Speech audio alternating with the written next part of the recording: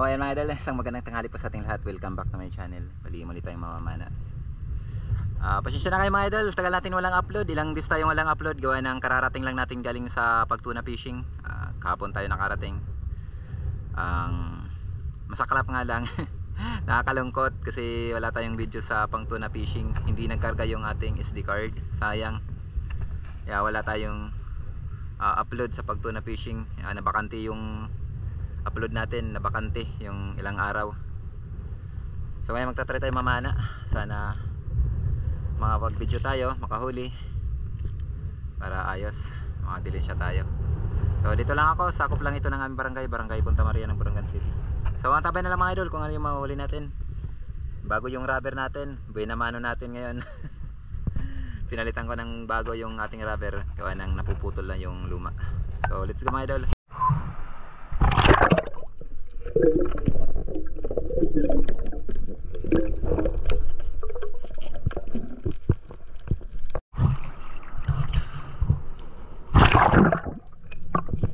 At dito pagkatapos natin mag warm up sa may mababaw na parte, dumiretso na tayo dito sa mga paboritong spot natin. Bali pagitan ito ng dalawang bahura mga idol, itong sinisisid natin. Marami na tayong video dito. Yung last na pamamana ko, dinaanan ko to. May nakita ko ditong malaking luba kaso hindi natin napana.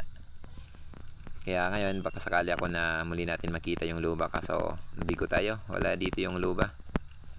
Bali may isang ilak akong nakita, kaya ito na lang yung pinunterya ko mga idol. Goods na rin to, primerang klaseng ilak naman. Yun, salamat at may buena mano na tayo.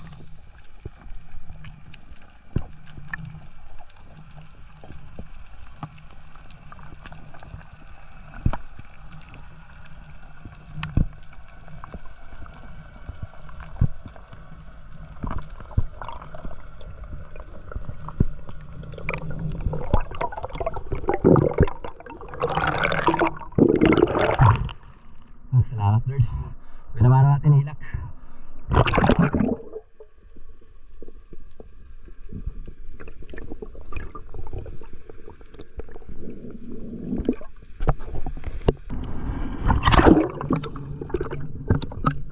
At dito sa pangalawang dive natin mga idol, dito pa rin ako sa may mga bahura. Dito ako nag-focus sa may mga bahura mga idol, gawa ng napansin ko na dito yung may sampah. Pag ganito kasing panahon ng habagat, kadalasan dito sa may mga bahura yung sampa ng isda. Di kaya sa amihan na andun sa may mga mababaw na parte, lalo na yung mga ilak. Dito dahan-dahan na naman tayong sumisilip. Wala nga yung snapper. Madalas ko ito makita ng snapper. Nakahuli na tayo dito ng snapper kaso walang laman. Bali yung nakita natin dito isang ganting o baga-baga. Tawagan naman sa amin tagaan. Masarap na isda din to mga idol, napakataba. Yun, salamat. Kaso ingat nga lang tayo dito sa paghawak kasi may matulis yung tinik niya dito sa may pinakapangan niya. Kaya minsan pag wala akong gloves, hindi ako pumapana nito mga idol. Kasi mahirap hawakan. Pero ngayon may may gloves kaya pinana natin.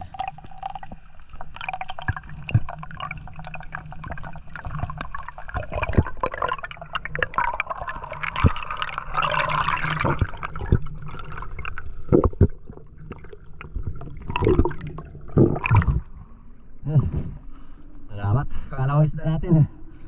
Isang tagal kung sa tawagan sa amin.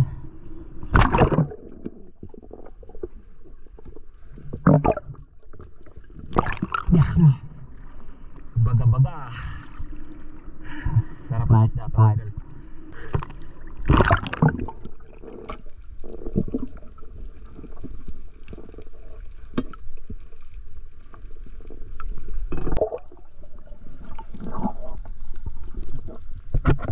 At dito mga idol, may napana akong mangrove snapper. Pasensya na kayo at hindi natin na-videohan, biglaan kasi yung pangyayari. Bali sinundan ko tong snapper papunta na dito sa may butas, kaya di ko na nagawang i-open yung camera. Hinabol ko na, buti na lang at pagdating niya dun sa butas, bigla siyang humarap sa atin, kaya nagkaroon ako ng time na panain yung isda.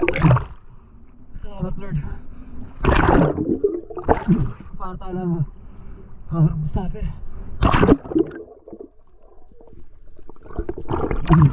natin na videoan. Bigla natin sa pangyayari, hinabol natin to. Buti tabutan natin. Papasok na dun sa butas.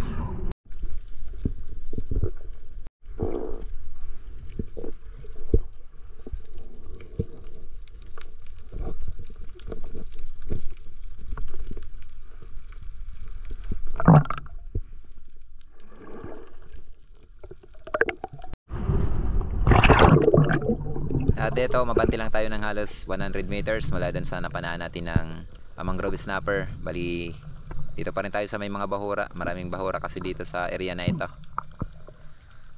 Ang kagandahan ngayon, pabor tayo sa agos. Medyo may agos ngayon dito sa pamamana natin mga idol. Buti na lang at pabor. Kaya hindi tayo masyadong nahirapan. Dito dahan-dahan na naman tayong sumisilip. At dito mga idol, unang nagpakita sa atin isang butiti at saka isang seeker snapper. Buti na lang at pagtingin natin dun sa unahan, yun may palapit pala sa atin na spotted snapper. Kaya eto yung napana natin. Salamat. Pinana na natin kahit medyo nakaharap pa ng konti. Madali kasi itong patamaan kahit medyo nakaharap pa ng konti itong mga snapper.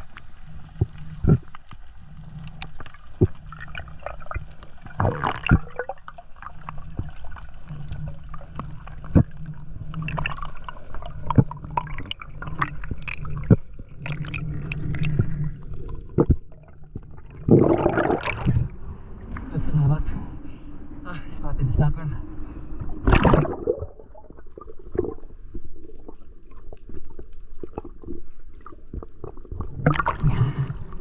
Yeah, thank you Lord.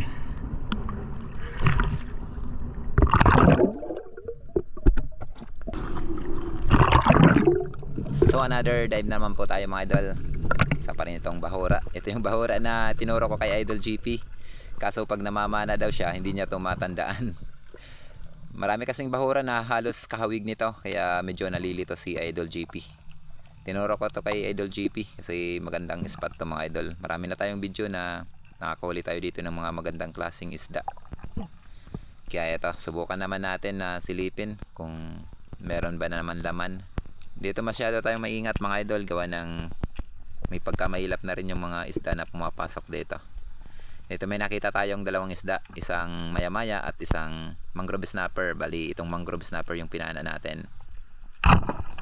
Ito kasi yung mas malaki kaysa dun sa maya-maya. Problema nga lang, sumabit yung ating line, isinabit ng isda, kaya kailangan muna natin mag-resurface para makapagpahinga at pabalikan na lang natin mga idol.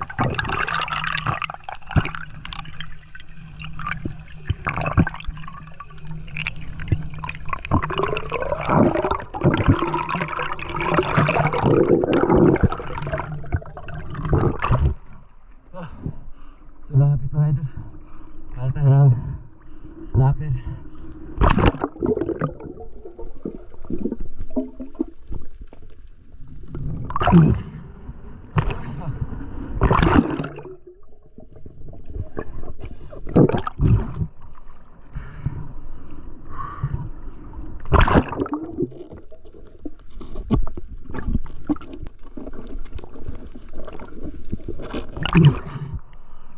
Lagyan natin ang floater.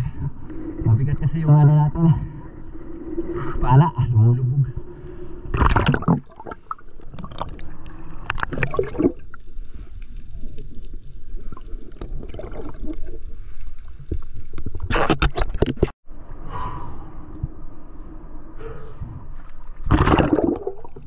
At dito mga idol, makalipas ang ilang minuto na pahinga natin, bali binalikan na natin itong snapper natin. Dito na ako pumisto sa banda unahan. Pabor kasi dito yung agos para hindi tayo salubong habang sumisisid. Nakakapagod kasi sumisid pag salubong tayo sa agos. Kaya yung ginawa ko, pumunta ako dito sa may unahan kung saan pabor tayo sa agos habang lumulubog. Andun pa yung snapper natin. Buti na lang at yun, di tayo pinahirapan mga idol, nakakuha natin sa isang sisid lang.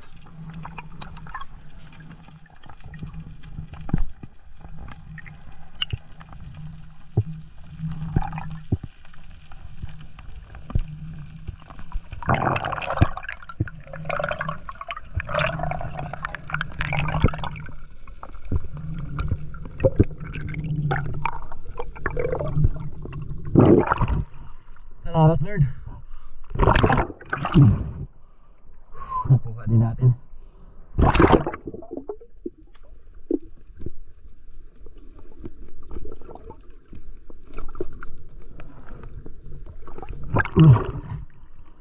Grabe snapper.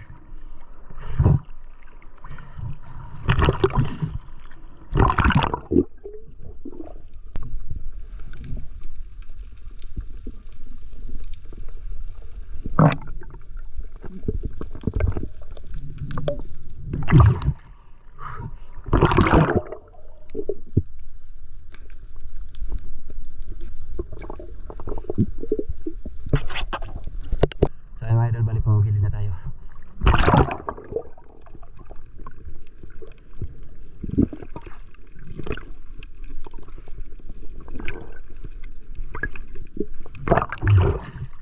Salamat, nakahuli tayo ng 5 piraso, 3 piraso yung snapper natin. Salamat Lord, at nakahuli tayo ng malaking blessing na mga idol. So antabay lang tayo mga idol sa bahay para kiluin natin kung nakailang kilo tayo. A few moments later. So ayan mga idol, bali dito na tayo sa bahay. Ito na yung mga nahuli natin. Salamat, nakahuli tayo ng 6 na piraso. 3 yung snapper natin. Tapos ito baga-baga o tagaan kung tawagin sa amin. Tapos isang ilak. Yun, kiloy natin itong snapper. Yan, 2 kilos and 400 grams. Ayos na.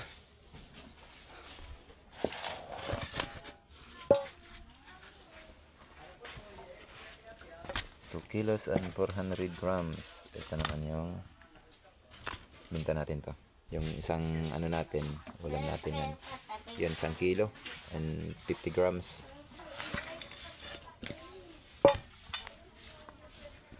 Ito naman yung pangulam natin. Sarap to, sariwa, pang sabaw. Alas parehas yung timbang dito sa 3. Sa 1 piraso ng ano natin. Ito parehas ang presyo nito mga idol. Dito. Parehas lang ang pagkuha sa atin ito. 200 per kilo. 3 kilo at kalahati. Ito lang ibenta natin. 3 kilo at kalahati. May ano din tayo, may 700. Tapos ito naman yung ulam natin. Yan, bali sa kabuuan mga idol, meron tayong 4 na kilo and 600 grams. 4 na kilo and 600 grams mga idol. Ayos. May pambigas na tayo, tapos may masarap pa tayong ulam. Bali hanggang dito lang muna mga idol yung ating video kasi i-upload natin to. Ilang araw kasi tayong walang upload para maka-upload tayo ngayong araw. Bali, saka na lang tayo mag shout out sa next upload natin. Bawi na lang ako. Wala kasi tayong video doon sa pagtuna fishing. Kaya ngayon lang tayo nakapag adventure, nakapag video. Hindi rin tayo makapag catch and cook ngayon. Kasi kung magluluto pa tayo, mag video sa pagluluto, konsumo tayo ng mabang oras. So kailangan natin to may upload. Mahirap din dito mag-upload gawa ng ano lang, free data. Nahirapan ako. Kaya ilang oras din yung gugugulin natin. So hanggang dito lang mga idol yung video natin. Maraming salamat po sa inyong patuloy na pagsuporta at pagsubaybay sa aking munting channel. Maraming salamat sa kabutihan loob niyo sa akin at tiwala. Mabuhay po tayong lahat and God bless. Bye bye.